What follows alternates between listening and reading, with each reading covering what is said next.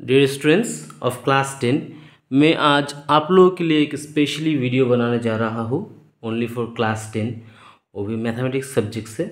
तो आप लोगों को पता है कि सीबीएसई का जो बेसिक मैथ्स है, मैथ्स एक स्टैंडर्ड है और आपका बेसिक है। तो बेसिक मैथमेटिक्स का जो PYQs था, जितना भी मतलब क्वेश्चन 2023 में पूछा गया था सीबीएसई के द्वारा, तो वहाँ से मैं आप लोगों के लिए मोस्ट इम्पॉर्टेंट क्वेश्चंस लेके आया हूँ और वही आज मैं आप लोगों को सॉल्व करके दिखाऊंगा।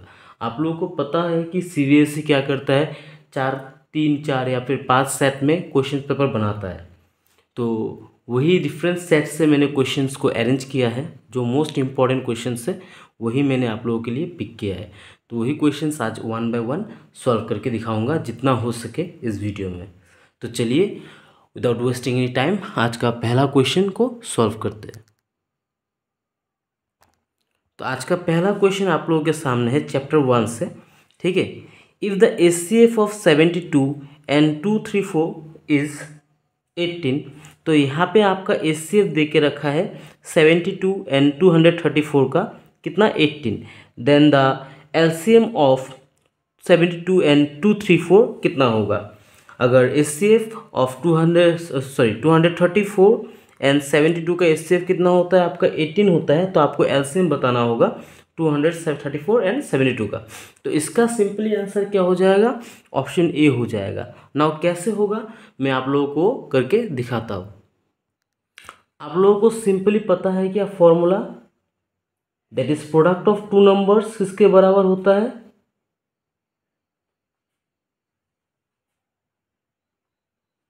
Product of two numbers equal to क्या होता है, HCF इंटू LCM होता है ऑफ टू नंबर्स, राइट। तो यहाँ पे हम लोगों को क्या करना है, प्रोडक्ट ऑफ टू नंबर्स निकाल लेना होगा। तो प्रोडक्ट ऑफ टू नंबर्स कौन सा था, दैट इज 72 इंटू आपका कौन सा नंबर था 234, राइट। और क्वेश्चन में HCF कितना दे के रखा है आपका 18 दे के रखा था, आपको निकालना क्या था, LCM निकालना था। तो दिस इज द फॉर्मूला, आप लोगों को पता ही है। तो 72 को लिखो लेफ्ट हैंड साइड में, 18 का साइड चेंज कर दो, आपको LCM निकालना है, राइट। 18 LCM के साथ मल्टीप्लाई था, साइड चेंज करेंगे तो क्या हो जाएगा, डिवाइड हो जाएगा। अभी इसको सॉल्व करो, 18 1 जाए 18, 18 4 जाए कितना हो जाएगा आपका, दैट इज 72। तो 4 के साथ 234 को अगर हम लोग मल्टीप्लाई करते हैं तो कितना आ जाता है आपका 936 आता है। यानी आपका आंसर क्या आ जाएगा, LCM दिस इज 936, यानी करेक्ट आंसर कौन सा होगा, ऑप्शन ए, ठीक है, ओके। नेक्स्ट क्वेश्चन नंबर 2, जो क्वेश्चन नंबर 2 है आप लोगों का बेसिकली आप लोगों का चैप्टर 2 से दिया गया है, दैट इज 2.1 में आप लोगों को डिफरेंट ग्राफ्स मिलेगा, ठीक है, वहाँ पे ड्रॉ किया गया है। तो वही से क्वेश्चन दे के रखा है। तो यहाँ पे क्वेश्चन में ग्राफ प्रिंटिंग मिस्टेक है, तो प्रिंटिंग मिस्टेक नहीं, एक्चुअली आप प्रिंटिंग मिस्टेक भी बोल सकते हो। Now the graph of y equal to P x is shown in the figure for some polynomials. तो ये ग्राफ बेसिकली ये होगा जो मैंने यहाँ पे आपका ड्रॉ कर दिया, ठीक है। दो नंबर क्वेश्चन का ग्राफ ये था। तो आपको क्या करना था, आपको the number of zeros of x निकालना था। तो number of zeros of x निकालना था, ये आपका ग्राफ दे के रखा है, आपको x का वैल्यू निकालना है। तो आप कैसे निकालोगे, सिंपली जब भी आप लोगों को ऐसा क्वेश्चन मिलेगा, आप लोगों को पता होना चाहिए कि this is your y axis, this is your x axis, right. तो यहाँ पे आपका पॉलिनोमियल है जो x का वैल्यू है निकालना है। तो यहाँ पे इसका आंसर क्या हो जाएगा, ऑप्शन ए हो जाएगा 0। क्यों 0 होगा, बिकॉज मुझे बताओ यहाँ पे जो ये ग्राफ बना है that is y equal to P x का, क्या वो वाला ग्राफ x एक्सिस को कहीं पे टच कर रहा है क्या, ये जो x एक्सिस है इसको कहीं पे टच कर रहा है क्या, ये वाला ग्राफ नहीं कर रहा है ना। ये जो लाइन है, ये वाला लाइन दैट इज W जैसा जो लाइन है, ये वाला लाइन के x एक्सिस को कहीं पे टच कर रहा है, नहीं कर रहा है। तो नहीं टच करेगा तो इसका आंसर क्या हो जाएगा, 0 हो जाएगा। तो ये आपको समझ लेना है। इसके साथ में अगर मैं आपको एक एग्जांपल दूँ, और एक एग्जांपल देता हूँ, सपोज पकड़ लो यहाँ पे और एक मैंने ग्राफ ड्रॉ किया है। अभी मुझे बताओ इसका आंसर क्या हो जाएगा, दैट इज इसका जीरोस क्या हो जाएगा, the number of zeros of P x यहाँ पे इस ग्राफ के लिए क्या होगा, यहाँ इसका आंसर हो जाएगा सर 2। क्यों 2 होगा, बिकॉज सर यहाँ पे काटा है एक्स एक्सिस को और फिर से यहाँ पे एक्स एक्सिस को काटा है, तो इसका आंसर क्या हो जाएगा आपका 2 हो जाएगा। सिमिलरली अगर मैं और एक ग्राफ ड्रॉ करके दिखाता हूँ आप लोगों को, ठीक है, और एक ग्राफ ड्रॉ करके दिखाता हूँ। नाउ एक ऐसा ग्राफ मैंने ड्रॉ किया है। नाउ मुझे बताओ इसका आपका जीरोस कितना होगा। सिंस सर यहाँ पे एक बार काटा है, देन यहाँ पे एक बार काटा है और सर यहाँ पे एक बार काटा है, यानी इसका आंसर क्या हो जाएगा, इसका जीरोस हो जाएगा 3।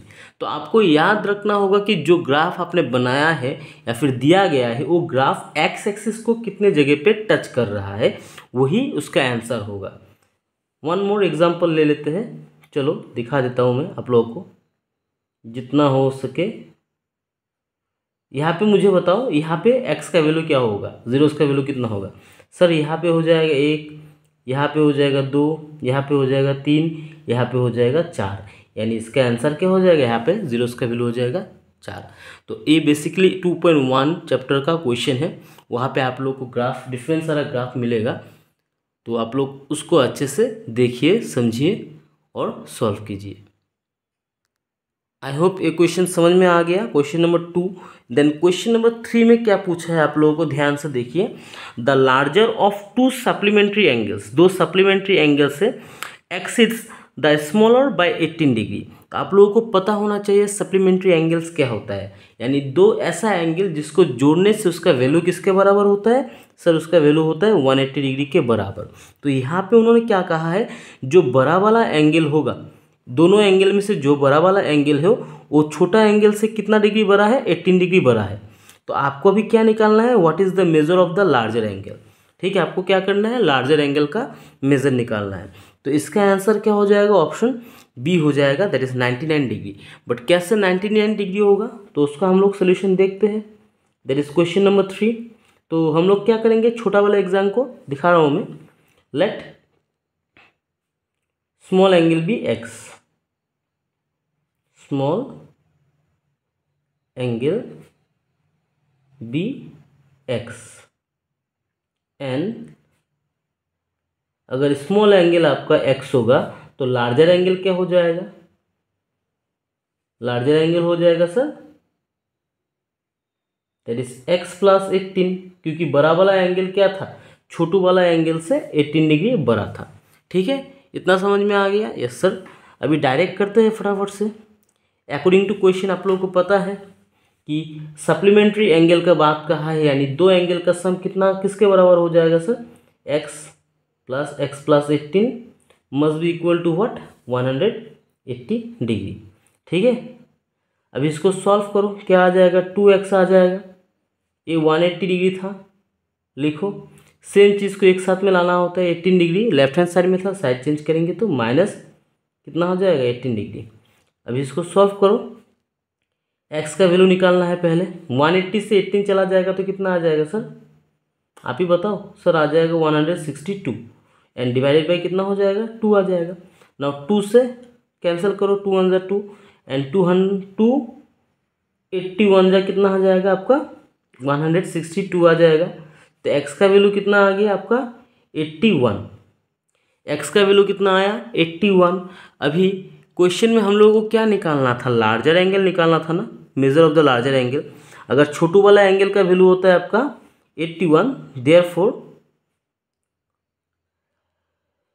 लार्जर एंगल क्या हो जाएगा सर, लार्जर एंगल को आपने पकड़ा था x प्लस 18, यानी x का वैल्यू कितना है यहाँ पे 81 है, तो लिखो 81 डिग्री प्लस 18 था, तो दोनों को जोड़ दो, जोड़ने से कितना आ रहा है आपका, आ रहा है 99 degree. That's it, I hope समझ में आ गया। क्वेश्चन नंबर 3 भी सॉल्व हो गया। देन क्वेश्चन नंबर 4 जो कि आप लोगों को दिया गया है चैप्टर 3 से, और जो चैप्टर 3 से दिया गया है क्वेश्चन, एक क्वेश्चन बेसिकली एक टेबल है आप लोगों का 3.1 करके एक टेबल है पेज नंबर 26 में।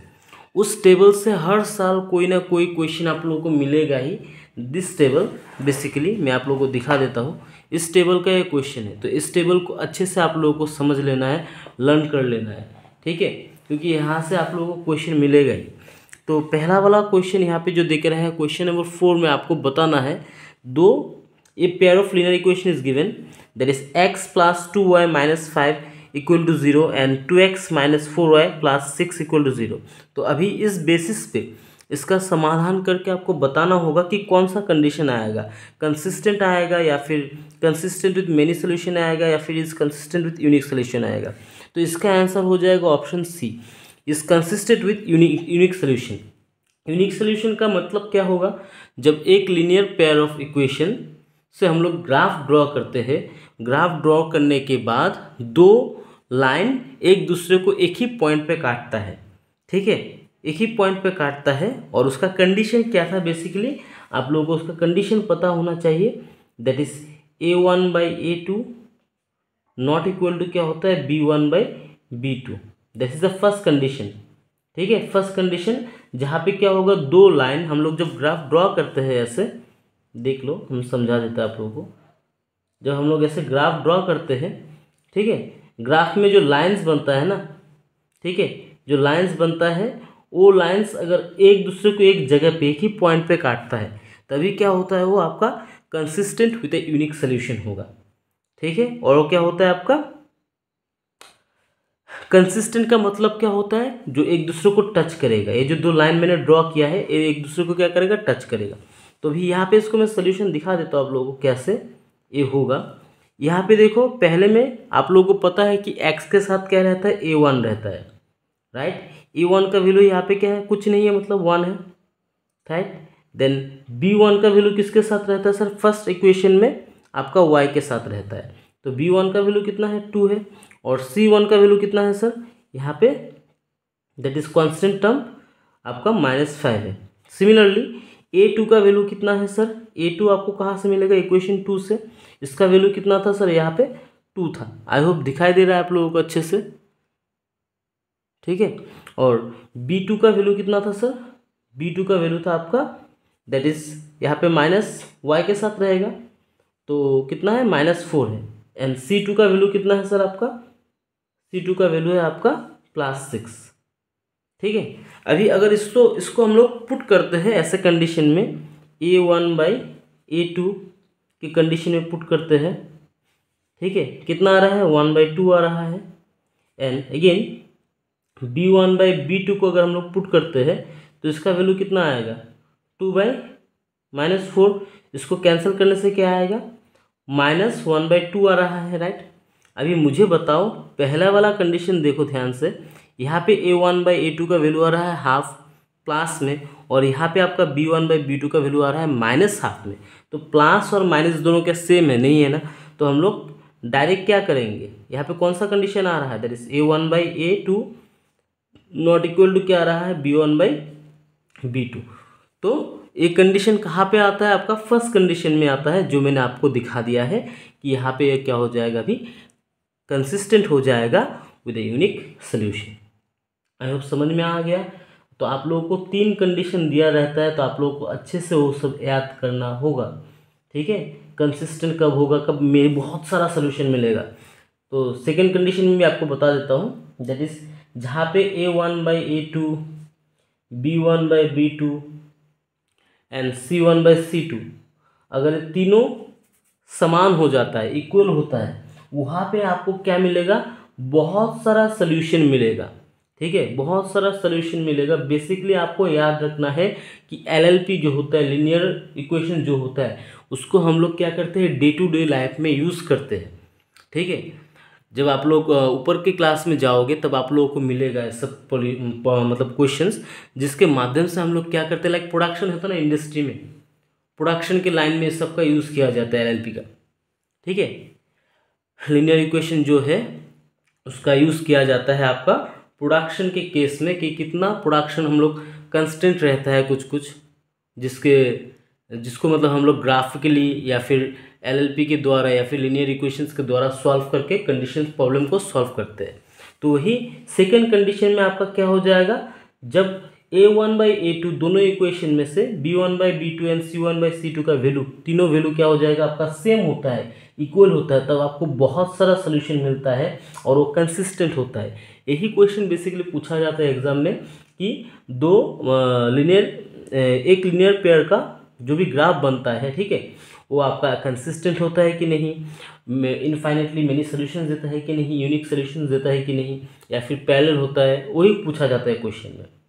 तो एक कंडीशन होने से क्या होगा आपका याद रखना है, दैट इज आपको बहुत सारा सोल्यूशन मिलेगा और एक कंसिस्टेंट होगा।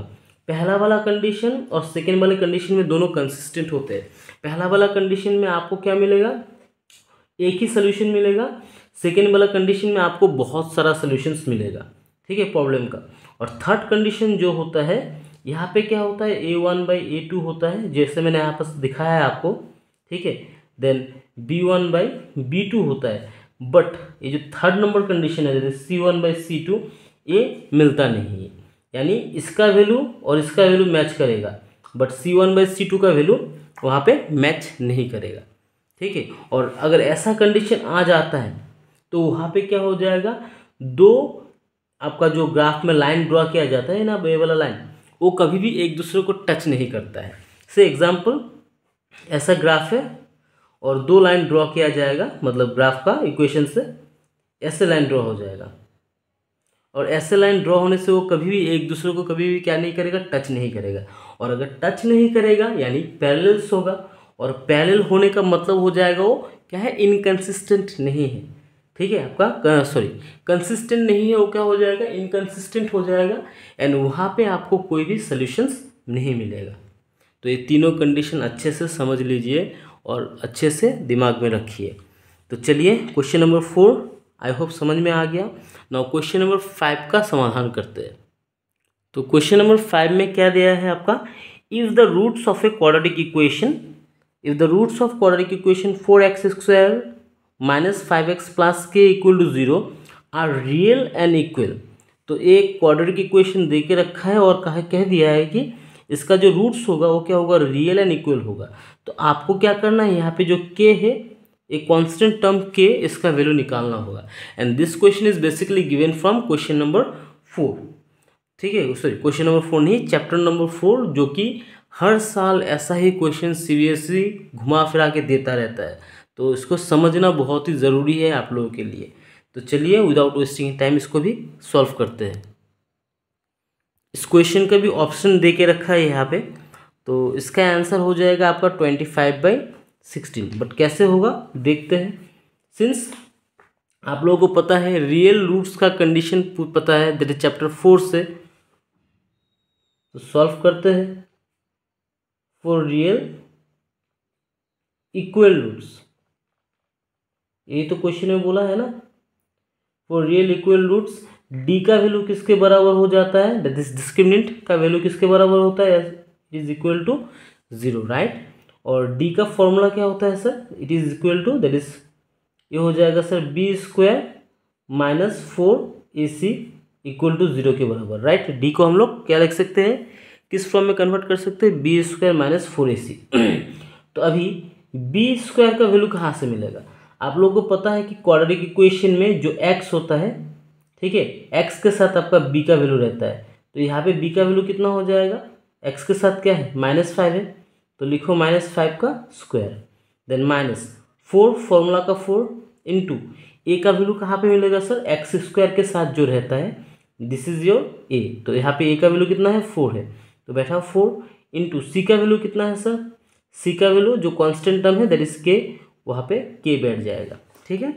इक्वल टू 0 की जगह में 0 बैठा दो। अब इसको सॉल्व करते हैं, -5 को स्क्वायर करेंगे तो कितना हो जाएगा, +25 हो जाएगा 5 × 5 करने से, और -4 × 4 दैट इज 16, साथ ही में k मल्टीप्लाई है तो कितना हो जाएगा, 16k हो जाएगा, इक्वल टू 0। अभी आपको किसका वैल्यू चाहिए, k का वैल्यू चाहिए, तो इधर में रखते हैं, दैट इज -k रह जाएगा। ध्यान से देखना, डायरेक्ट कर रहा हो थोड़ा, ये +25 है, इसको अगर साइड चेंज करेंगे तो ये -25 हो जाएगा, राइट। और k के साथ 16 मल्टीप्लाई में था, तो साइड चेंज करेंगे तो नीचे क्या आ जाएगा, आपका 16 आ जाएगा। अभी इधर का माइनस, लेफ्ट हैंड साइड का माइनस और राइट हैंड साइड का माइनस कैंसिल हो जाएगा, तो k का वैल्यू कितना आ जाएगा आपका 25/6, यानी option B is the correct answer. Then question number 6 यहीं पे मैं कर देता हूँ साइड में। तो आपको क्या कहा है, in an AP if A equal to 8 तो एक एरिथमेटिक प्रोग्रेशन वाला सीरीज है जहाँ पे फर्स्ट टर्म क्या है आपका 8 है, A का वैल्यू 8 है और A 10 का यानी 10th टर्म का वैल्यू कितना है आपका -19 है। आपको क्या निकालना होगा, then the value of D यानी कॉमन डिफरेंस का वैल्यू निकालना है। तो आप क्या करोगे, आपको पहले तो A दे के रखा है यहाँ पे और A 10th का भी वैल्यू यहाँ पे दे के रखा है, आपको जस्ट निकालना है D। तो हम लोग क्या करेंगे, डायरेक्ट A 10 का यानी 10th टर्म का इक्वेशन बना लेंगे। तो 10th टर्म का इक्वेशन क्या होता है sir, A 10 is equal to किसके बराबर होगा, A प्लस, आप लोगों को पता है अगर 10th टर्म का इक्वेशन बताना होगा तो 9D हो जाएगा, राइट। क्या हो जाएगा, A 10 equal to A plus 9D। अगर आपको सपोज A 15 दिया रहता तब आप क्या करते सर, A 15 अगर दिया रहता तो आप क्या कर देते सर, लिख देते A 15, वहाँ पे A प्लस क्या लिखते, यहाँ पे 15 है तो एक घर कम हो जाएगा, दैट इज एक कम पे हो जाएगा, दैट इज 14D। ऐसे तो इक्वेशन बनाते हैं ना हम लोग। तो आपको A 10 का इक्वेशन बनाना है ना। क्वेश्चन में A 10 का वैल्यू कितना था, -19 था, बैठा दो। A का वैल्यू कितना था, 8 था, बैठा दो, प्लस 9 इंटू D का वैल्यू निकालना था, D का वैल्यू तो पता नहीं तो 9D लिखो, जैसा है उसको वैसे लिखते हैं। अभी इसको सॉल्व करो, -19 है, लेफ्ट हैंड साइड में लिखो, राइट हैंड साइड में +8 है, साइड चेंज करेंगे तो सर -8 हो जाएगा और राइट हैंड साइड में क्या रह जाएगा आपका सर, 9D रह जाएगा। सॉल्व कर दो, -19 -8 मिलके कितना हो जाएगा, -27 हो जाएगा, राइट। और ये D का वैल्यू, D जहाँ पे वहीं पे रखो, ये मल्टीप्लाई में था 9 के साथ D, साइड चेंज करेंगे तो सर डिवाइड में हो जाएगा, कैंसिल करेंगे तो कितना आ जाएगा, 9 1 जा 9, 9 3 जा 27, यानी -3 आ रहा है D का आंसर। यानी कौन सा आंसर होगा, ऑप्शन D होगा करेक्ट आंसर, ठीक है। Next question number 7, the sides of two similar triangles are in the ratio of 4:7। ठीक है, दो सिमिलर ट्राइंगल का साइड का रेशियो क्वेश्चन में देके रखा है, दैट इज 4:7 देके रखा है। ठीक है, अभी आपको क्या बताना है सर, अभी आपको बताना है the ratio of their perimeters. यानी दो सिमिलर ट्राइंगल था, सपोज पकड़ लो ABC और PQR, ये दोनों सिमिलर ट्राइंगल था और इन सिमिलर ट्राइंगल का जो साइड का रेशियो है वो देके रखा है 4:7। अभी क्या करना है, इसका जो पेरीमीटर होगा यानी आपका जो तीनों साइड का जो पेरीमीटर होगा उसका रेशियो बताना है। तो आपको कुछ नहीं करना है, आपको सिंपल याद रखना है जो इनका सिमिलर साइड का रेशियो से दैट इज 4:7 वही क्या होगा, इनका पेरीमीटर का रेशियो होगा। ठीक है, this question is from chapter 6। ये आपका एक फॉर्मूला है, आप लोगों को थ्योरम भी है, आप लोगों के बुक में नहीं है नो डाउट, बट आप लोगों को ये याद रखना होगा कि दो सिमिलर ट्राइंगल्स का जो साइड का रेशियो होता है वो किसके बराबर होता है, दोनों सिमिलर ट्राइंगल का जो पेरीमीटर है उसके बराबर होता है।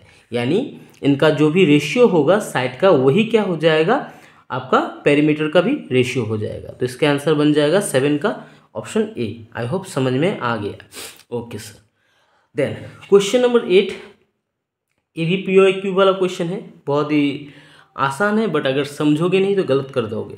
तो यहाँ पे क्या था, क्या है, the line represented by the linear equation y equal to x। तो यहाँ पे आपको दे के रखा है y इक्वल, यहाँ पे ग्राफ दे के रखा है, आप लोग देख रहे हो। ठीक है, तो यहाँ पे बोल दिया है कि यहाँ पे y का वैल्यू कितना है सर, y का वैल्यू है आपका x, y is equal to x के बराबर। तो आपका देन फिर से कहा है कि x इज इक्वल टू 4। ठीक है, x is equal to 4, x का वैल्यू आपको 4 दे के रखा है, कह दिया है क्वेश्चन में कि y किसके बराबर है, x के बराबर है। अभी मुझे बताओ y अगर x के बराबर है and x is equal to 4, therefore हम लोग क्या नहीं लिख सकते, हम लोग लिख सकते हैं ना कि y is equal to 4, right, क्योंकि y अगर x के बराबर है और x का वैल्यू अगर 4 है तो y किसके बराबर होगा, 4 के बराबर होगा। यानी the coordinates of the point P, यहाँ पे जो पॉइंट P है इसका कोऑर्डिनेट क्या हो जाएगा सर, इसका कोऑर्डिनेट हो जाएगा 4,4। यानी करेक्ट आंसर कौन सा होगा, ऑप्शन बी। ठीक है, नेक्स्ट क्वेश्चन नंबर क्या है आपका, 9 है। तो 9 का आंसर हम लोग क्या करेंगे, कह दिया है कि आपको if 2 cos theta equal to 1 है, आपको एक इक्वेशन दे के रखा है कि 2 इंटू कॉस थीटा किसके बराबर है, 1 के बराबर है। तो यहाँ पे जो थीटा है, ठीक है, यहाँ पे जो थीटा है उस थीटा का वैल्यू बताना है। तो आप लोग यहाँ पे क्या कर सकते हो, कटिंग कॉन्सेप्ट का यूज़ कर सकते हो। तो थीटा 45 अगर होता है, कॉस 45 का वैल्यू कितना होता है मुझे बताओ। यहाँ पे इक्वेशन क्या दे के रखा है, try to understand, that is question number 9। क्या दे के रखा है, 2 इंटू कॉस थीटा किसके बराबर होगा, 1 के बराबर होगा। अगर थीटा का वैल्यू अगर 45 हो जाए, try to understand, cos theta का वैल्यू अगर 45 आ जाए तो वहाँ पे क्या बैठाएंगे हम लोग, 2 इंटू 45 का वैल्यू कितना होता है सर, 1/√2। यही तो होता है, 1/√2 किसका होता है, कॉस 45 का वैल्यू।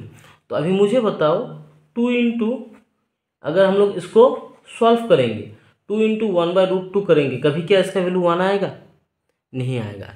यानी इसका आंसर तो 45 डिग्री हो ही नहीं सकता है। 60 डिग्री अगर देखते हैं, नाउ थीटा का वैल्यू अगर 60 डिग्री होगा, यानी कॉस अगर 60 डिग्री होगा, कॉस 60 डिग्री का वैल्यू कितना है, कॉस 60 डिग्री, इसको अगर हम लोग 60 पकड़े, ठीक है, लिख देता हूँ चलो, कॉस अगर 60 में पकड़ूँ, ठीक है, ध्यान से देखो, 2 इंटू कॉस 60 डिग्री का वैल्यू कितना होता है, 1/2 होता है। राइट हैंड साइड में क्या था आपका, 1 था।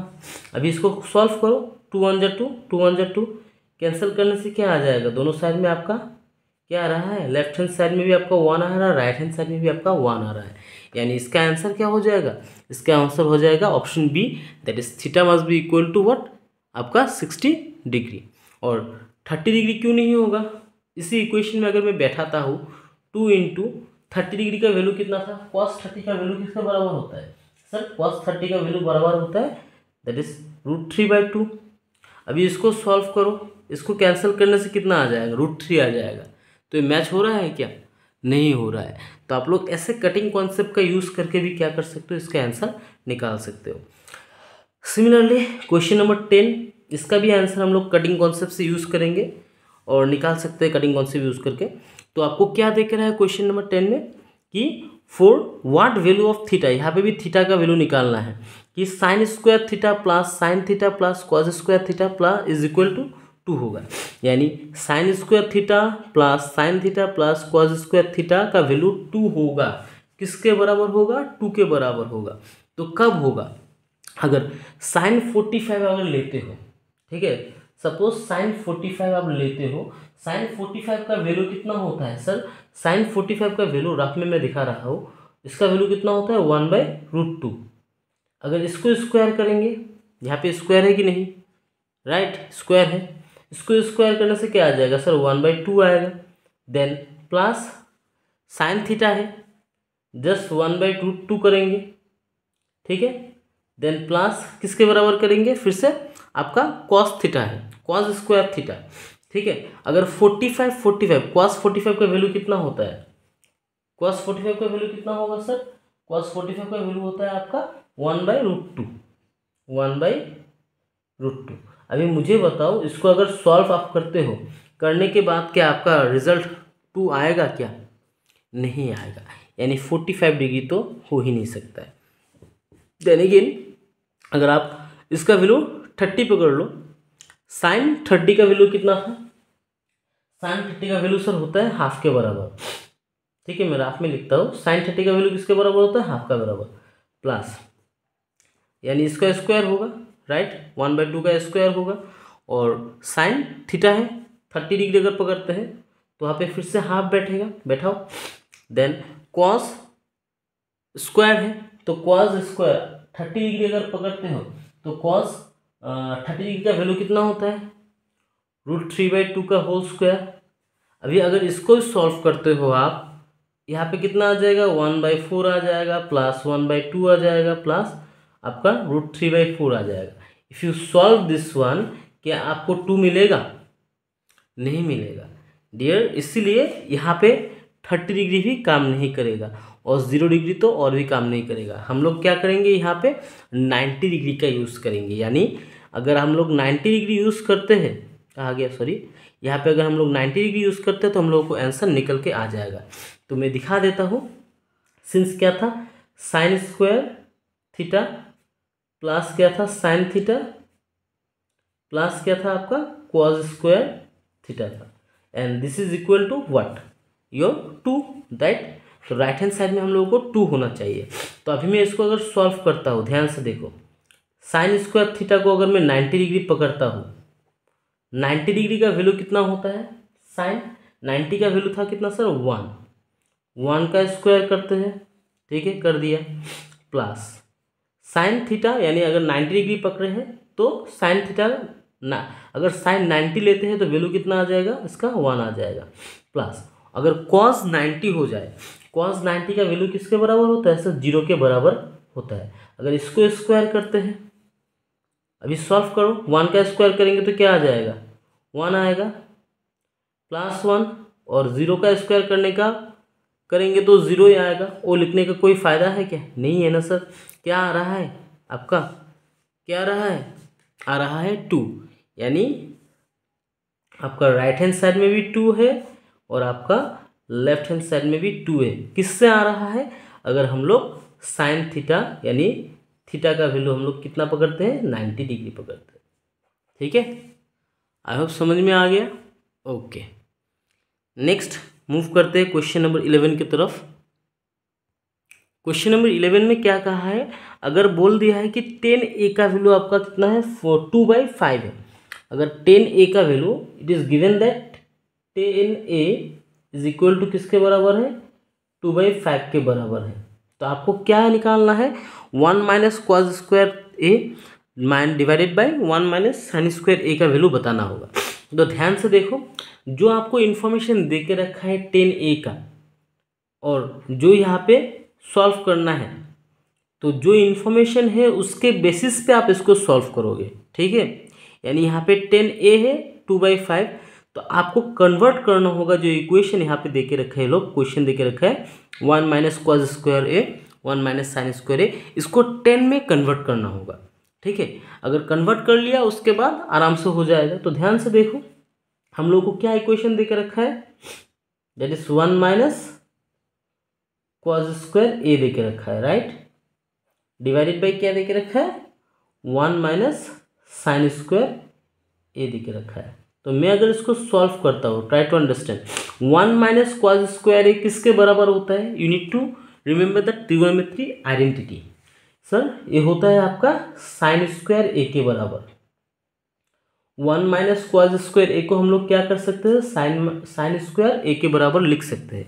Similarly 1 minus sine square A किसके बराबर हो जाएगा सर, ये हो जाएगा आपका कॉस स्क्वायर ए के बराबर, ठीक है। इतना समझ में आ गया। तो अभी आप लोगों को एक चीज़ पता है सर, कि sine square A is equal divided by cos square A किसके बराबर होता है सर, ये होता है आपका 10 स्क्वायर ए के बराबर, ठीक है। अभी ध्यान से देखो, 10a का वैल्यू कितना था सर, 10a का वैल्यू था 2/5। तो हम लोग को कुछ नहीं करना है, हम लोग को सिर्फ 10a का वैल्यू बैठा देना है, 2/5 यहाँ पे बैठा देना है, और इसके ऊपर होल स्क्वायर था, होल स्क्वायर कर देना है। तो अभी 2 का स्क्वायर करेंगे तो कितना आ जाएगा सर, 4 आ जाएगा, और 5 का स्क्वायर करेंगे तो कितना आ जाएगा सर, 25। समझ में आ गया। तो अभी यहाँ पे कौन सा ऑप्शन सही बैठ रहा है, that is option B is the correct answer. Clear. Next question में क्या क्या है, the string of a kite in air is 50 metre. तो आप लोग तो काइट उड़ाते होंगे, कभी ना कभी उड़ाए होंगे। तो क्या कहा है, जो काइट का जो सूता है ना, दैट इज स्ट्रिंग, वो कितना है आपका 50 मीटर लंबा है, ठीक है। The string of a kite in air is 50 metre long and it makes an angle of 60 degree with the horizontal, ठीक है। यानी पकड़ लो, मैं यहाँ पे कर देता हूँ क्वेश्चन नंबर 12 का सोल्यूशन। इधर आपका एक काइट का अगर रस्सी, सपोज यहाँ पे आप हो, ठीक है, और आप काइट को उड़ा रहे हो, तो रस्सी ऐसा जाएगा, राइट। तो ये वाला जो रस्सी है इसका लेंथ कितना है, 50 मीटर लंबा है, और अगर लेंथ होगा तो इसके साथ आपका हाइट भी होगा। यानी हम लोग क्या कर सकते हैं, राइट एंगल ट्राइंगल क्रिएट कर सकते हैं, जहाँ पे यहाँ पे एक राइट एंगल होगा। तो इसका लेंथ कितना दे के रखा है 50। तो पकड़ लेते हैं, ये ट्राइंगल क्या है आपका, इसका मैं नाम दे देता हूँ ABC। ठीक है, इस ट्राइंगल का मैं नाम दे देता हूँ ABC। अभी आपको क्या करना है, assuming the string to be straight, हम लोग को धर पकड़ लेना है कि जो इसका स्ट्रेट स्ट्रिंग होगा वो क्या होगा आपका स्ट्रेट होगा। तो हम लोग को क्या निकालना है, the height of the kite निकालना है फ्रॉम द ग्राउंड, यानी हम लोग को आपको क्या करना है, परपेंडिकुलर चाहिए, you need to find out P। ठीक है, क्या चाहिए, परपेंडिकुलर चाहिए। अभी यहाँ पे थीटा इज गिवन। ठीक है, यहाँ पे थीटा कितना है, मैं सॉल्व कर रहा हूँ, यहाँ पे देख लीजिए थीटा कितना है, यहाँ पे हम लोगों को 60 डिग्री है। ठीक है, अभी आपको क्या निकालना है, आपको निकालना है सर परपेंडिकुलर, हाइट चाहिए। और आपको पास क्या इन्फॉर्मेशन दे कर रखा है, आपके पास दे कर रखा है हाइपोटेनस का इन्फॉर्मेशन। यू हैव हाइपोटेनस का value and you need perpendicular. तो अभी मुझे बताओ, हाइपोटेनस और परपेंडिकुलर का रिलेशनशिप अगर हो रहा है तो कौन सा यहाँ पे थीटा का यूज होगा, कौन सा थीटा का यूज होगा, बताओ कौन सा थीटा का यूज यहाँ पे होगा। आपको क्या चाहिए, आपको चाहिए परपेंडिकुलर, और आपको गिवन क्या है, हाइपोटेनस है। तो सर अगर ऐसा सिचुएशन होता है, यानी हम लोगों को क्या दिया रहता है यहाँ पे, सर हम लोगों को यहाँ पे दे के रखा है साइन 60 डिग्री का वैल्यू। ठीक है, क्या दे के रखा है, साइन 60 डिग्री का वैल्यू। क्यों साइन 60 डिग्री होगा, क्योंकि आप लोगों को पता ही है कि परपेंडिकुलर के साथ किसका रिलेशनशिप बन रहा है, हाइपोटेनस का रिलेशनशिप बन रहा है। और वो कब बनता है, साइन के केस में ही बनता है, साइन थीटा के केस में ही बनता है। तो अभी ध्यान से देखो, साइन 60 का वैल्यू है, राइट। चलो साइन थीटा किसका, साइन 60 का यहाँ पे वैल्यू है। तो हम लोग को पता है sine 60 degree is what, it is equal to किसके बराबर हो जाएगा सर, ये हो जाएगा आपका परपेंडिकुलर बाय हाइपोटेनस के बराबर, right. That is perpendicular by hypotenuse. ठीक है, तो अभी साइन 60 का वैल्यू किसके बराबर होता है, बताओ सर। साइन 60 का वैल्यू होता है आपका दैट इज √3/2 के बराबर, राइट। किसके बराबर हो जाएगा, √3/2 के बराबर। और P आपको निकालना था, दैट इज परपेंडिकुलर यानी हाइट निकालना था, रखो। और हाइपोटेनस कितना था सर, आपका हाइपोटेनस था यहाँ पे 50, तो यहाँ पे 50 लिख दो। ठीक है, इतना समझ में आ गया, ओके सर। इसके बाद हम लोग क्या करेंगे सर, 50 के साथ √3 को क्रॉस मल्टीप्लाई कर देते हैं, that is 50 into √3 divided by, नीचे 2 था 2 रह जाएगा। और आपको निकालना क्या था, परपेंडिकुलर यानी हाइट, तो P लिखो। अभी ध्यान से देखो, 2 1 2, 2 25 50।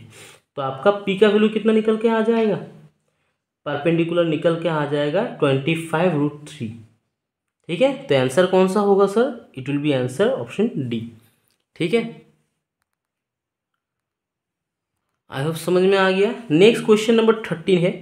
तो 13 का आंसर आपको क्या निकालना होगा, आपको एक सर्कल दे के रखा है और सर्कल को घेर के रखा है क्या, आपका एक ट्राइंगल। ठीक है, तो आपको यहाँ पे ABC ट्राइंगल का पेरीमीटर निकालना है, जो ABC ट्राइंगल है इसका पेरीमीटर निकालना होगा। और इसका आंसर हो जाएगा option A, that is 30 centimetre. Now क्यों 30 सेंटीमीटर होगा, इसका कॉन्सेप्ट आपको 10 नंबर चैप्टर से मिलेगा। ठीक है, 10 नंबर चैप्टर का एक कॉन्सेप्ट है जहाँ पे टेंजेंट का कॉन्सेप्ट यूज़ किया गया है। तो मैं यहाँ पे डायरेक्ट करवा देता हूँ, मुंह में ही आपको सोल्यूशन हो जाएगा। देखो यहाँ पे RB एक टेंजेंट है और इसका लेंथ क्या है, आपको 6 दे के रखा है। नाउ अगर RB एक टेंजेंट है and B is the external point, तो आप लोगों को पता है दोनों टेंजेंट इक्वल होगा। अगर RB का लेंथ अगर 6 है तो यहाँ पे BP का भी लेंथ कितना हो जाएगा, 6 सेंटीमीटर हो जाएगा। ठीक है, सिमिलरली अगर PC का लेंथ यहाँ पे 4 सेंटीमीटर है तो सर यहाँ पे CQ, ये भी क्या होगा, एक्सटर्नल पॉइंट C है, तो टेंजेंट इक्वल होता है 10.1 के 10.2 में आप लोगों को बताया गया है। तो CQ का भी लेंथ कितना हो जाएगा, 4 सेंटीमीटर हो जाएगा। सिमिलरली अगर AQ का लेंथ अगर 5 सेंटीमीटर है तो ये भी तो टेंजेंट होगा, एक्सटर्नल पॉइंट ये है, तो ARB क्या होगा, टेंजेंट होगा, यानी इसका भी लेंथ कितना हो जाएगा, 5 सेंटीमीटर हो जाएगा। अभी आपको ABC का क्या निकालना था, पेरीमीटर निकालना था। और आप लोगों को पता है ट्राइंगल का फॉर्मूला, दैट इज पेरीमीटर का फॉर्मूला क्या होता है, तीनों साइड को जोड़ देना होता है। दैट इज पेरीमीटर क्या हो जाएगा आपका, A + B + C कर देना है। पेरीमीटर ऑफ ट्राइंगल ABC क्या हो जाएगा आपका सर, तीनों साइड को हम लोग जोड़ देंगे और आंसर निकाल लेंगे ट्राइंगल का। तो यहाँ पे अगर 6 है तो 6 + 6 यस 12 हो जाएगा। 12 + 4 that is 16, 16 + 4 that is 20, 20 + 5 25 and again 25 + 5 करेंगे तो कितना आ जाएगा, 30 सेंटीमीटर आ जाएगा। ठीक है, आई होप समझ में आ गया। 10.2 में कहा गया है कि एक्सटर्नल पॉइंट से अगर कोई सर्कल के ऊपर हम लोग लाइन ड्रॉ करते हैं जो सर्कल का सिर्फ एक ही पॉइंट पे टच करता है रेडियस पे, वो क्या हो जाएगा आपका पॉइंट ऑफ कॉन्टेक्ट के साथ अगर टच करता है तो वो 90 डिग्री क्रिएट करता है, और प्लस जो टेंजेंट होता है वो सब क्या होता है, इक्वल होता है। राइट, ये कॉन्सेप्ट आप लोगों को पता है, तो उसी का कॉन्सेप्ट का यूज़ करके इसका आंसर निकाल सकते हैं हम लोग। ठीक है, नाउ क्वेश्चन नंबर 14 में क्या कहा है आपका, in the given figure BC and BD are tangent to the circle with centre O। ठीक है, एक सर्कल है जिसका सेंटर O होगा, और वहाँ पे कह दिया गया है कि BC एंड BD क्या होगा, टेंजेंट होगा। ठीक है, और साथ में कहा है एंड रेडियस इसका क्या होगा, 9 सेंटीमीटर होगा, रेडियस का वैल्यू 9 सेंटीमीटर होगा, और OB का लेंथ कितना होगा, 15। तो हम लोग को क्या करना होगा, हम लोग को बताना होगा कि BC + BD किसके बराबर होता है। तो ध्यान से देखिए ड्राइंग और उसको सॉल्व करते हैं हम लोग। इसका सोल्यूशन यहीं पे कर देते हैं। BC, तो ये रहा आपका एक सर्कल जिसका सेंटर था O। BC एंड BD क्या था, टेंजेंट था। तो अभी अगर टेंजेंट है तो आप लोगों को पता होगा BC must be equal to BD होगा। ठीक है, तो अभी आपको क्या करना था, क्वेश्चन में बताना था कि ये जो BC है और BD को अगर हम लोग जोड़ते हैं तो कितना वैल्यू आएगा। ठीक है, तो सिंपली देखो, पहले अगर आपको इसको सॉल्व करना होगा तो आपको पहले BC का वैल्यू जब पता करना होगा। तो BC का वैल्यू कैसे पता करोगे, सिंस BC टेंजेंट है, OB आपका, OC क्या है आपका, रेडियस है, तो 90 डिग्री बन जाएगा। तो 90 डिग्री बनने के कारण ये हो जाएगा आपका एक राइट एंगल ट्राइंगल, और राइट एंगल ट्राइंगल अगर होगा तो हम लोग हाइपोटेनस का, दैट इज हाइपोटेनस का स्क्वायर करेंगे, यानी 15 का स्क्वायर करेंगे। राइट, 15 का स्क्वायर करेंगे, और इसका अदर साइड कौन सा होगा, OC, दैट इज 9 का स्क्वायर करेंगे। और क्या निकालना था हम लोगों को, BC का स्क्वायर करना है।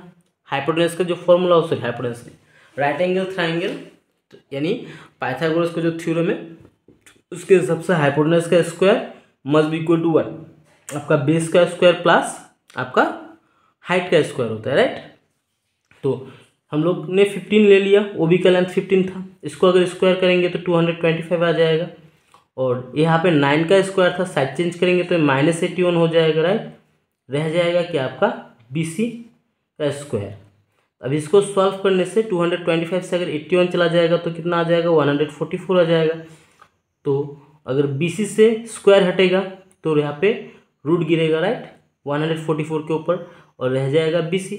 अभी BC का अगर स्क्वायर रूट करते हैं तो कितना आ जाएगा सर, BC का स्क्वायर रूट करते ही आ जाएगा आपका 12 आ जाएगा BC का वैल्यू, यानी 12 × 12 करने से कितना होता है, 144। अब अगर अभी BC का लेंथ अगर 12 होता है, अगर BC का लेंथ 12 होगा तो ऑटोमेटिकली हम लोगों को पता है कि BC और BD क्या हो, इक्वल टेंजेंट्स था, तो BD का भी लेंथ कितना होगा, 12 होगा। तो दोनों को अगर हम लोग जोड़ते हैं, दैट इज BC + BD अगर करते हैं तो आंसर कितना आ जाएगा, ऑप्शन C 24 आ जाएगा। आई होप समझ में आ गया। यस सर, समझ में आ गया। नाउ क्वेश्चन नंबर आपका 15, क्वेश्चन नंबर 15 में क्या कहा है, आपको वॉल्यूम निकालना है ऑफ ए कोन जिसका रेडियस है R और हाइट क्या है आपका 3R। तो यहाँ पे कौन सा ऑप्शन सही होगा, इसका आंसर हो जाएगा ऑप्शन D। ठीक है, नाउ क्यों ऑप्शन D होगा मैं बताता हूँ। क्वेश्चन नंबर 15, आपको वॉल्यूम ऑफ कोन निकालना है। ध्यान से देखो, वॉल्यूम ऑफ कोन का बेसिकली फॉर्मूला क्या होता है, उससे पहले यहाँ पे R का वैल्यू R ही है। ठीक है, रेडियस R ही है, बट यहाँ पे जो हाइट होगा, ठीक है, यानी इस वॉल्यूम का जो मतलब कोन का जो हाइट है this height is equal to what 3r, ये कह दिया है। रेडियस आपका r ही होगा बट हाइट जो होगा वो किसके बराबर होता है, आपका 3r के बराबर होता है। बराबर होता नहीं है, बराबर है, ऐसा कहा है। नाउ वॉल्यूम ऑफ कोन का फॉर्मूला क्या होता है, बेसिकली वॉल्यूम ऑफ कोन का फॉर्मूला क्या होता है सर, 1/3 पाई r स्क्वायर h होता है, राइट। यही तो फॉर्मूला होता है वॉल्यूम ऑफ कोन का, that is 1/3 pi r square h। अभी ध्यान से देखो, 1/3 की जगह में 1/3 लिखो, कोई दिक्कत नहीं। पाई की जगह में पाई बैठा दो, कोई दिक्कत नहीं। आर के जगह में आर ही बैठेगा, जैसे यहाँ पे ऑलरेडी आर का वैल्यू आर ही था तो आर स्क्वायर बैठ जाएगा, कोई दिक्कत नहीं। बट एच का वैल्यू किसके बराबर है, 3r के बराबर है कि नहीं, है कि नहीं है सर। तो हम लोग क्या करेंगे, इंटू एच का वैल्यू कितना बैठाएंगे, यहाँ पे 3r बैठा देंगे। अभी इंटू 3r बैठाएंगे तो देखो नीचे यहाँ पे 3 है, कैंसिल कर दो, ऊपर में यहाँ पे 3 है, कैंसिल कर दो। तो अभी रह जाएगा क्या सर, 1 के साथ पाई को मल्टीप्लाई करेंगे तो पाई r स्क्वायर हो जाएगा, और यहाँ पे एक r है कि नहीं, तो यहाँ पे 2r और यहाँ पे एक r मिलके कितना हो जाएगा, that is pi r cube. यानी इस क्वेश्चन के आंसर हो जाएगा ऑप्शन डी। ठीक है, ओके सर, समझ में आ गया। देन क्वेश्चन नंबर 16, ये क्वेश्चन भी बहुत ही आसान है बट समझने का ज़रूरी है। आपको क्वेश्चन में मीन एंड मीडियन दे के रखा है। द मीन कितना है, दैट इज 21, मीडियन कितना है आपका 23। आपको क्या निकालना होगा सर, मोड निकालना होगा। और इसके लिए हम लोगों को क्या करना होता है, हम लोगों को निकालना होगा empirical relationship between mean, mode and median. ठीक है, हम लोग एम्पिरिकल रिलेशनशिप के हेल्प से इसका सॉल्व करेंगे। तो एम्पिरिकल रिलेशनशिप क्या कहता है सर, जो मेन फॉर्मूला है उसको हम लोग तोड़ मोड़ के ऐसे लिख सकते हैं, that is mode equal to 3 median, mode equal to 3 into median minus 2 into mean. ठीक है, ये एम्पिरिकल रिलेशनशिप जो है उसको हम लोग ऐसे फॉर्म में लिख सकते हैं। तो अभी 3 लिखते हैं, 3 इंटू मीडियन का वैल्यू कितना था सर, मीडियन का वैल्यू था यहाँ पे आपका 23, राइट। मीडियन का वैल्यू था 23, तो बैठा देते हैं 23 माइनस 2 इंटू मीन का वैल्यू कितना था सर, 21 था, 21 बैठा देते हैं। ठीक है, अभी इसको सॉल्व करते हैं। 3 इंटू 23 करेंगे तो कितना आ जाएगा आपका 69 आ जाएगा, right. Yes sir 69 minus 2 into 21 करेंगे तो आ जाएगा सर 42। तो अभी 69 से 42 चला जाएगा तो आपको कितना मिल जाएगा सर, 9 से 2 जाएगा तो 7 और यहाँ से आ जाएगा 27। आपका आंसर कौन सा आ रहा है, दैट इज ऑप्शन ए आ रहा है। ठीक है, 27। आई होप समझ में आ गया ये वाला 16 नंबर। यस सर, समझ में आ गया। Now question number 17। Question number 17 में कहा है ए डाई इज थ्रोन वंस। तो जो आप लोग क्या होता है सांप सीढ़ी का खेल खेलते हो ना, वहाँ पे जो छक्का होता है वो वाला तो उस डाई को आपने एक बार थ्रो किया है, तब यहाँ पे बोला है कि find the probability of getting a number less than 7। तो 7 से छोटा होगा ऐसा कितना नंबर मिलेगा आपको सर। इसका आंसर क्या होगा सर, इसका आंसर हो जाएगा 1। क्यों 1 होगा, अरे डियर स्टूडेंट, जब भी आप लोग लूडो खेलते हो, लूडो में कितना नंबर होता है, 1 2 3 4 5 6 होता है ना, 6 ही तो आउटकम्स होता है एक लूडो में, जो लूडो का जो डाई है। तो यहाँ पे पूछा गया है लेस देन 7। ठीक है, आपका 7 से क्या होना चाहिए, छोटा होना चाहिए। तो 7 से छोटा कितना आउटकम मिलेगा आपको, 1 2 3 4 5 6, यानी टोटल नंबर ऑफ आउटकम आपको कितना मिल सकता है, यहाँ से 6 मिल सकता है। और टोटल नंबर ऑफ आउटकम्स कितना होता है एक डाई में, 6 होता है। तो 6/6 करेंगे तो आंसर कितना आ जाएगा सर, 1 आ जाएगा। ठीक है, समझ में आ गया। क्योंकि हम लोग को चेक करना था कि लेस देन 7 मिले, वही तो बोला ना, find the probability of getting a number less than 7। तो लेस देन 7 मिलने का चांस कितना है वहाँ पे, 6 ही तो होगा ना। आइदर हम लोगों को 1 मिल सकता है, 2 मिल सकता है, फिर 3 या फिर 4 या फिर 5 या फिर 6। ठीक है, इसलिए आंसर क्या हो जाएगा, 1 होगा। Now question number 18, which of the following A number can not be the probability of an event. Which of the following can not be बोला है कि प्रोबेबिलिटी नहीं हो सकता है, इन चारों ऑप्शन में से कौन सा प्रोबेबिलिटी का इवेंट नहीं हो सकता है।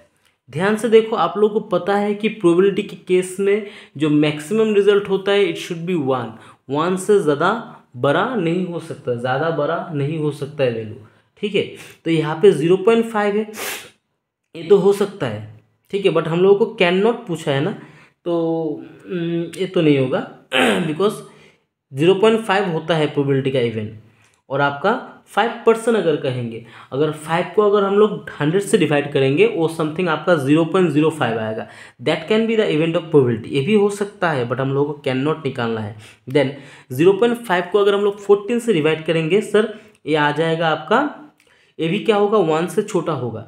बट डियर स्टूडेंट्स, अगर 0.1 अगर है, ध्यान से देखो 1.05 है, अगर मैं पॉइंट को हटा देता हूँ तो यहाँ पे क्या आ जाएगा,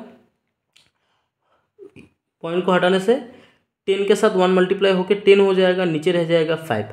अभी अगर इसको हम लोग स्ट्राइक करते हैं तो कितना आ रहा है आंसर, 2 आ रहा है ना, 5 1 जा 5, 5 2 जा 10। 2 कभी भी क्या नहीं हो सकता है, प्रोबेबिलिटी का रिजल्ट नहीं हो सकता है, इसलिए इसका आंसर क्या होगा, ऑप्शन सी। क्यों ऑप्शन सी होगा, बिकॉज इसको अगर हम लोग सॉल्व करते हैं इसका रिजल्ट कितना आ रहा है, 2 आ रहा है। आई होप समझ में आ गया। इसके बाद आपका 2 असर्शन रीजनिंग का क्वेश्चन है और इसी के साथ आज का वीडियो में ख़त्म करूँगा। तो पहला असर्शन रीजनिंग में क्या कहा है, क्वेश्चन नंबर 19 में कहा है if the P A and P B, देखो that is P A and P B are tangents, ये बोल दिया है कि दोनों टेंजेंट्स है, ड्रॉन टू ए सर्कल, एक सर्कल के ऊपर, दैट इज ओ सेंटर वाला सर्कल के ऊपर A P and A B आपका 2 टेंजेंट्स है, that is P A and P B. From an external point P से ड्रॉ किया गया है, then the quadrilateral, that is जो क्वाड्रिलेटरल बन रहा है यहाँ पे, that is O A P B जो बन रहा है क्या होगा, साइक्लिक क्वाड्रिलेटरल होगा। ये तो असर्शन तो एकदम सही है, यहाँ पे बन ही रहा है क्वाड्रिलेटरल जो क्या होता है, साइक्लिक होता है। नाउ रीजन में क्या कहा है, इन अ साइक्लिक क्वाड्रिलेटरल, यानी एक साइक्लिक क्वाड्रिलेटरल में क्या होता है, opposite angles are equal. No dear, it is not necessary, हो सकता है opposite angles are equal but it is not necessary, ठीक है, क्योंकि साइक्लिक क्वाड्रिलेटरल में ऑपोजिट एंगल्स क्या होता है, सप्लीमेंट्री होता है, ये चीज़ आप लोगों को याद रखना होगा। ऑपोजिट एंगल्स क्या होता है, सप्लीमेंट्री होता है, नॉट इक्वल। इक्वल हो सकता है बट वो नॉट नेसेसरी है, ठीक है। तो आपको याद रखना होगा क्वाड्रिलेटरल, साइक्लिक क्वाड्रिलेटरल में क्या होगा, ऑपोजिट एंगल्स क्या होता है, सप्लीमेंट्री होता है, यानी 180 डिग्री होता है। तो रीजन तो यहाँ पे गलत है, तो इसके हिसाब से आपका करेक्ट आंसर कौन सा बन जाएगा, दैट इज असर्शन इज सही, that is option C, assertion is true but reason R is false, यानी क्वेश्चन नंबर 19 का आंसर बन रहा है ऑप्शन सी। ठीक है, समझ में आ गया, okay sir. Then last question आज का but not the least, question number 20। अगर हम लोग इसको सॉल्व करते हैं, the system of linear equations that is thrice x plus 5y minus 4 equal to 0 and 15x plus 25y minus 25 equal to 0 is inconsistent. ये कह दिया है कि इनकन्सिस्टेंट होगा, ठीक है। नाउ इनकन्सिस्टेंट का कंडीशन क्या था, मैंने आपको बताया था जब ग्राफ में 2 लाइन एक दूसरे को टच नहीं करेंगे यानी वो पैरेलल होगा, और पैरेलल का कंडीशन क्या था sir, a1/a2 equal to b1/b2 must not be equal to c1/c2।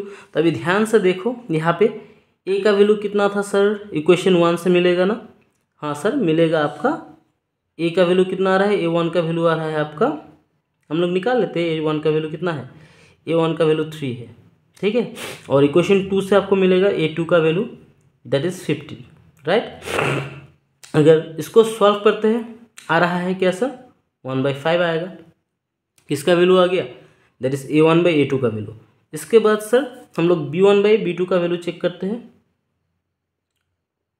Sir b1/b का वैल्यू, इक्वेशन 1 से b का वैल्यू है 5, आई होप दिखाई दे रहा है आप लोगों को। और सर इक्वेशन 2 से b2 का वैल्यू है 25। इसको भी अगर हम लोग सॉल्व करते हैं, स्ट्राइक करेंगे तो सर 1 5 1 जा 5, 5 2 जा 5 5 जा 25, तो 1/5 आ रहा है यहाँ पे भी। तो इससे हम लोगों को पता चल रहा है, देखो A1/A2 का वैल्यू आ रहा है 1/5 और B1/B2 का वैल्यू आ रहा है 1/5। तो दोनों का वैल्यू तो मिल रहा है, बट C1/C2 का वैल्यू देखते हैं। C1/C2 का वैल्यू, सर C1 का वैल्यू कितना है यहाँ पे आपका -4 है, लिखो -4। और आपका C2 का वैल्यू कितना है सर -25 है। अगर दोनों को हम लोग सॉल्व करते हैं, माइनस माइनस कैंसिल करते हैं, तो कितना आ रहा है 4/25 आ रहा है कि नहीं आ रहा है? यस सर आ रहा है। तो अभी मुझे बताओ इनकंसिस्टेंट का कंडीशन क्या था सर? ये था A1/A2 equal to B1/B2 but not equal to C1/C2। वही तो हम लोग को दिख रहा है ना, A1/A2 का वैल्यू 1/5 मैचिंग कर रहा है B1/B2 के साथ, बट C1/C2 के साथ मैचिंग नहीं कर रहा है। तो इनकंसिस्टेंट का कंडीशन तो यही था। तो इसके हिसाब से तो असर्शन क्या है आपका, एकदम सही है, असर्शन एकदम सही है। बट रीज़न अभी क्या कहा है, रीज़न भी क्या कहा है, the pair of linear equations A1x plus B1y plus C1 equal to 0, that is A2x plus B2y plus C2 equal to 0 is inconsistent कब होता है? वो जो इनकंसिस्टेंट का कंडीशन मैंने अभी बताया है वही तो यहाँ पे दिखा रहा है ना, that is A1/A2 not A1/A2 equal to B1/B2 किसके बराबर नहीं होगा, C1/C2 के बराबर नहीं होगा। यानी जो असर्शन है उस असर्शन को एक्सप्लेन कर रहा है कौन सा, आपका रीज़न एक्सप्लेन कर रहा है सही से। और असर्शन और रीज़न दोनों एक ही चीज़ के बारे में बात कर रहा है, इनकंसिस्टेंसी के बारे में बात कर रहा है। तो इस हिसाब से आपका आंसर क्या हो जाएगा सर? 20 नंबर का आंसर हो जाएगा both assertion and reason are true and reason R is the correct explanation of assertion A. So that's it। आज के वीडियो में यही इतना ही 20 क्वेश्चन मैं सॉल्व करके दिखा रहा हूँ। नेक्स्ट वीडियो में आप लोगों के लिए और भी क्वेश्चन सॉल्व करके दिखाएंगे। So till then dear students, keep watching, keep learning and keep growing. Thanks for watching. धन्यवाद।